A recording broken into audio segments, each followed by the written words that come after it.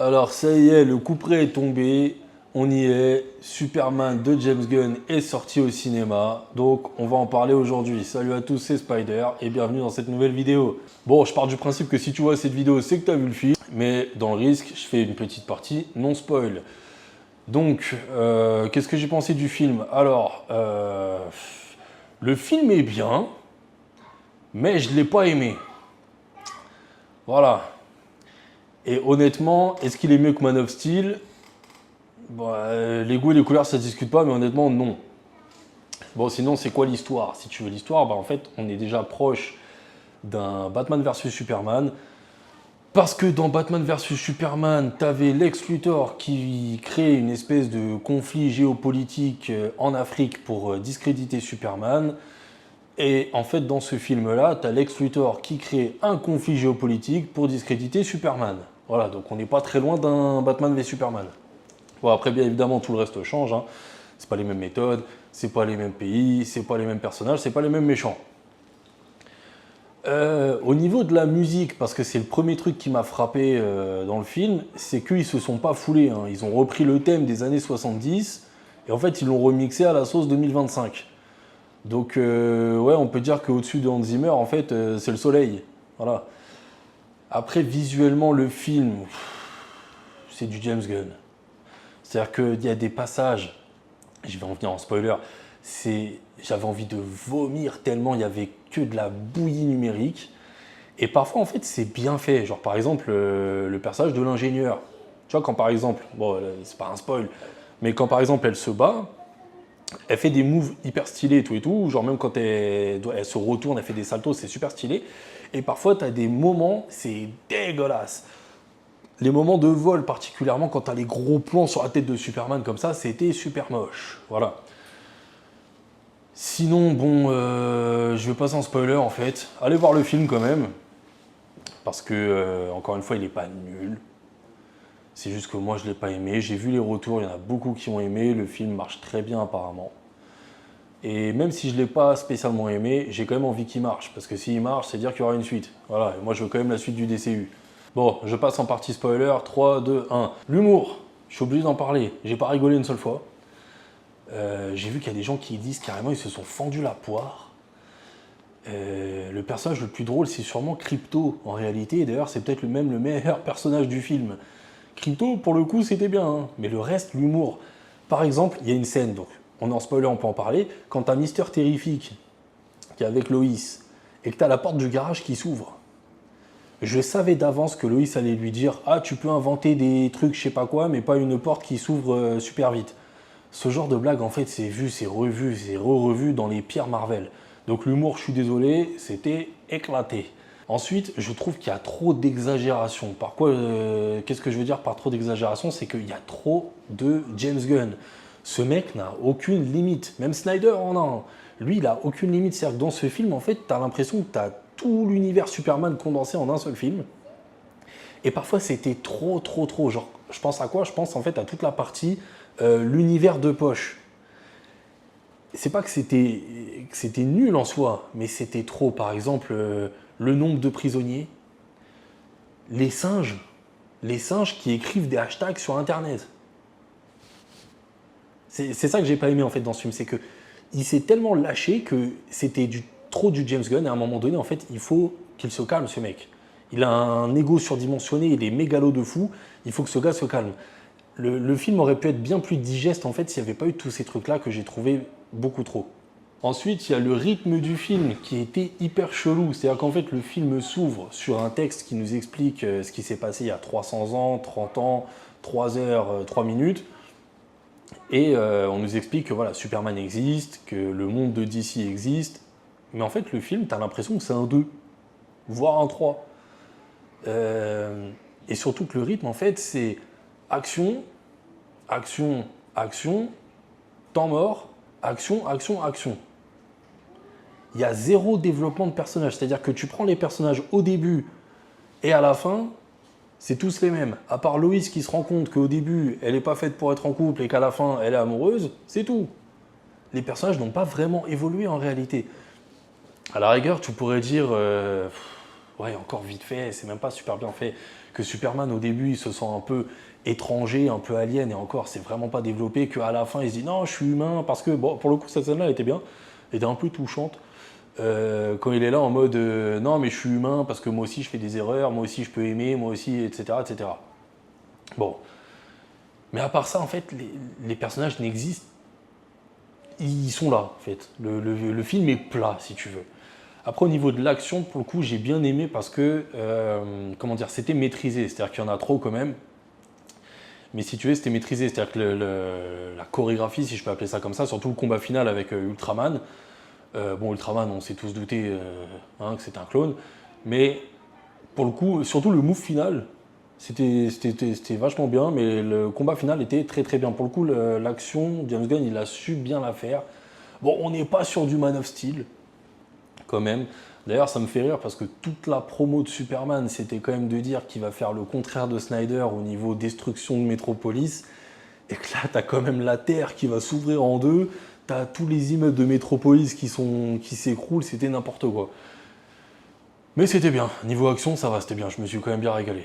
Alors ensuite, il y a le fameux conflit.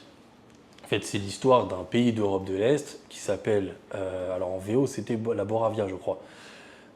Qui va envahir un autre pays, qui n'a pas spécialement d'armée, qui est pauvre, etc., etc. Et en fait, alors je comprends pour l'histoire, c'est l'histoire de Superman qui va aider les opprimés.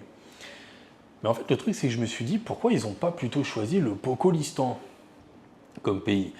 Parce qu'à la fin de Creature Commando, parce que j'imagine que les gens qui ont vu Superman, qui sont dans le DCU, ont quand même vu Creature Commando, à la fin, la princesse du Pocolistan se fait buter par The Bride. Et en fait, même si effectivement la princesse était coupable, tu vas pas me faire croire qu'un pays avec une armée de mecs aussi chauds, armure de fous, ils se disent notre princesse elle est morte, on va pas agir, on va pas faire la guerre. Tu vois ce que je veux dire? Il y aurait une continuité entre Creature Commando et Superman, tu te serais dit on est vraiment dans le DCU. Bon là ils ont pris un conflit entre guillemets un peu au hasard, bon les pays existent dans l'univers de DC, mais je me suis dit pourquoi ils n'ont pas pris le Pocolistan, t'aurais pu raconter la même histoire avec un pays que les gens connaissent déjà. Ensuite, il y a ses parents, il faut en parler de ses parents parce qu'il y a quand même un parti pris hyper chelou qui a été fait. D'ailleurs, je me demande si on a déjà vu ça dans Superman, dans n'importe quelle adaptation, que ce soit même les séries. J'ai envie de dire, on est dans Superman ou on est dans Invincible. Genre, Jor-El, c'est Omniman en fait. Mais c'était hyper chelou, je m'y attendais pas, mais c'était couillu d'avoir fait ça. Le fait qu'en fait Jor-El a envoyé Clark sur Terre, enfin Kal-El, en se disant non mais en fait va dominer la Terre, t'es un dieu, prends toutes les femmes que tu veux, repeuple le monde. On était vraiment dans Invincible avec Omniman quoi. Mais justement par rapport au personnage, en fait j'ai trouvé qu'il y en avait quand même beaucoup trop. Et ça encore c'est un défaut de James Gunn qui adore mettre je ne sais combien de personnages dans le film. Alors en plus il a quand même osé faire une comparaison avec Oppenheimer. Mais en fait, ça n'a rien à voir. Oppenheimer, c'est Oppenheimer. C'est-à-dire que les personnages secondaires, on s'en cogne. Enfin, on s'en cogne. Surtout les personnages tertiaires, si tu veux. Genre, vraiment, le film est centré sur lui. Là, Superman, je dis pas que c'est un personnage de l'équipe B, mais si tu veux, j'ai été plus inquiet pour le sort de Crypto, tu vois ce que je veux dire? Il y a trop de personnages dans le film. Et justement, c'est par rapport à ça que je voulais y venir, le Justice Gang, donc l'espèce de Justice League qui est composée de Green Lantern, de Mister Terrific et de Hawkgirl. Alors en fait c'est bien si tu veux, mais en même temps je me demande si ça va être réutilisé. Et surtout qu'en fait on les voit pas vraiment bosser ensemble. À part quand ils se battent contre le Kaiju, quel est un peu l'intérêt d'une espèce de Justice League s'ils bossent jamais ensemble? Tu sais, je me suis dit à la fin du film il y aura un côté Superman le leader, on te tease plus ou moins la Justice League, mais en fait même pas. Tu sais, ils bossent séparément, quoi. Il n'y a rien, c'est toi tu vas là-bas, moi je vais là-bas, c'est tout, on se calcule pas. Et par rapport à ça, c'était que je me suis dit quand même à la fin du film, si tu veux, Warner a une autoroute de trucs à faire pour DC. D'ailleurs, au moment où je tourne cette vidéo, j'ai vu que James Gunn a l'intention de faire une mini-série sur le Daily Planet. Bon, j'y ai pensé avant lui, donc l'idée est à moi. Mais en fait, je me suis dit, ouais, pourquoi pas. Franchement, tu fais même un truc à la The Office, ça pourrait super bien marcher, tu vois, avec Jimmy Olsen en personnage principal. D'ailleurs, Jimmy qui est très bon dans le film. C'est même limite un peu grâce à lui que la clé de voûte marche. et tu mets même Loïs en personnage principal, ça pourrait super bien marcher en réalité. Et surtout, je me dis, regarde, Green Lantern, on sait qu'on va le revoir dans la série Lanterns. Mister Terrific, tu te dis, à la rigueur, si on le revoit pas, c'est lui le plus important du film parmi le Justice Gang. Mais Hawkgirl, je suis pas sûr qu'on va la revoir. Déjà, elle a pas un rôle hyper déterminant dans le film, elle est juste là pour faire un peu la badass. Mais je me dis, ça serait dommage de ne pas la réutiliser. Tu pourrais faire une mini-série de une saison, Hawkgirl Hawkman. Ça pourrait très bien marcher. En fait, je me dis, j'espère qu'ils sont quand même assez intelligents pour se dire, on a une autoroute de trucs à faire avec Superman, tellement on a mis des personnages, des intrigues, des trucs. Du coup, j'espère qu'ils vont le faire. Qu'ils vont, pour le coup, là, lâcher les ballons et faire plein de mini-séries, plein de... Bon, il y a des films qui ne marcheraient pas, mais en tout cas, plein de mini-séries. Et justement, c'est là où je voulais en venir, la mythologie de Superman dans le film, pour le coup, c'est le point fort. C'est-à-dire que pour le coup, il y a vraiment plein de trucs. La forteresse de solitude, pardon, c'est vraiment la forteresse de solitude. Avec les cyborgs, il y a Crypto, à la fin, il y a le caméo de Supergirl. Je veux dire, on est vraiment dans plein de trucs où tu te dis, c'est vraiment, ça y est, c'est un film comics accurate. Parfois, il y a des trucs, il ne faut pas les faire. En live action, ça ne marche pas. Mais on est vraiment dans un truc comics accurate où, vas-y, on lâche les ballons, on te met la forteresse de solitude, on te met un chien qui vole, on te met les cyborgs, on te met tous ces trucs-là. Et ça, pour le coup, j'ai vraiment kiffé. Même la justification des lunettes de Superman, pourquoi on ne le reconnaît pas, j'ai bien aimé. De faire le Daily Planet comme il est dans le film, j'ai vraiment kiffé aussi. Donc ça, pour le coup, c'était bien. Et j'espère que tous les prochains films d'ici, parce que pour le coup, Batman, ça n'a pas encore commencé, mais que ce soit tous les autres, que ce soit Swamp Thing, sûrement Flash et tous les autres, j'espère qu'ils vont vraiment faire des vrais trucs comics accurate aussi et de mettre toute la mythologie à fond. Après, bon, il faut quand même que je lâche un mot sur les personnages, c'est-à-dire que Superman, c'est vrai que c'est un très bon Superman. C'est aussi un très bon Clark. Il porte très bien le costume, enfin même les deux costumes. Est-ce que je préfère Henry Cavill? Ouais, mais bon, voilà, c'est fini, il faut passer à autre chose. Mais je trouve que cet acteur, déjà, je l'aime bien cet acteur à la base, je l'avais vu dans deux ou trois autres séries.